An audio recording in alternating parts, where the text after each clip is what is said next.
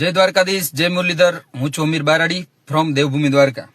હવે મિત્રો, ઉત્તરાયણ આવે છે પરમ દિવસે, અને આપણે બધે છે ને ઉત્તરાયણમાં પતંગ નથી ચગાવવાના, કેમ કે ઘણા બધા પક્ષીઓ બહુ મરી જાય છે. અને ચાઇનાની દોર વાપરે છે, નથી વાપરવાની. કોઈ કાચ પાઈને દોરી નથી ચગાવવાની.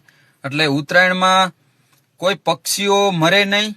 અને ખાસ ધ્યાન રાખવાનું, એ પક્ષીઓ માળામાં સાંજે જવા જોઈએ. એ પક્ષીઓને બચ્ચા છે, એ પક્ષીઓને નાના નાના ઈંડા છે, એ સેવવાના હોય. તમે તમારા મા બાપને જેમ સાંજે રાહ જોતા હોય ને, એવી રીતે એ બચ્ચા એના ઘરે એના મમ્મી પપ્પાની રાહ જોતા હોય.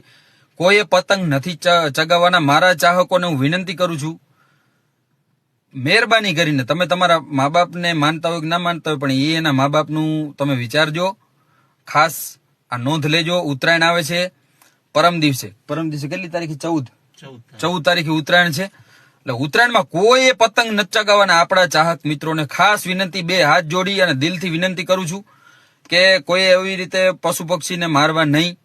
તમે તમારો ભલે ઈરાદો ના હોય, પણ પશુ પક્ષી બહુ બધા મરે છે. તમે જાણો છો, અઢળક પક્ષીઓ મરે છે, અને કબૂતર ને વધારે મરે છે, પણ ચીડિયા ને બધું.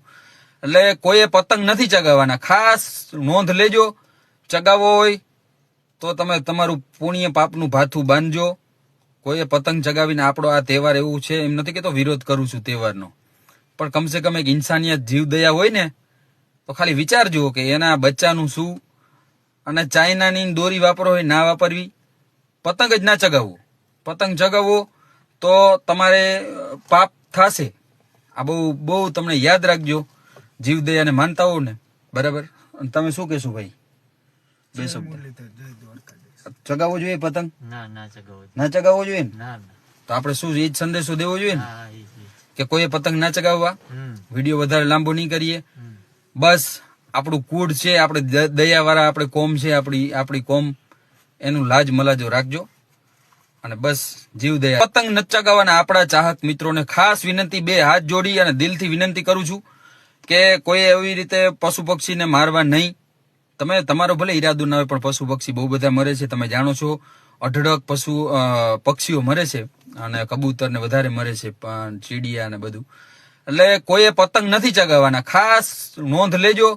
ચગાવો હોય તો તમે તમારું પુણ્ય પાપનું ભાથું બાંધજો.